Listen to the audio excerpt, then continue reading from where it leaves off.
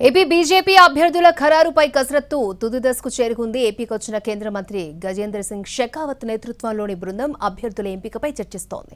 Gajendra Singh షెకావత్తో BJP AP అధ్యక్షురాలు పురంధేశ్వరి భేటీ అయ్యారు. సామాజిక సమీకరణాలు బేరీజు వేసుకుని అభ్యర్థుల ఎంపికపై కసరత్తు చేస్తున్నారు. రేపు ఏపీ బీజేపీ ముఖ్య నేతలతో సమావేశం కానున్నారు షెకావత్.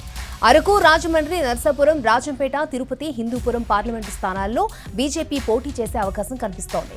అనకాపల్లి, ఏలూరు, కర్నూలు ఎంపీ స్థానాల్లో పోటీపైన సమాలోచనలు చేస్తోంది. మొత్తం 6 లేదా 7 అసెంబ్లీ స్థానాల్లో పోటీకి సిద్ధమవుతోంది బీజేపీ.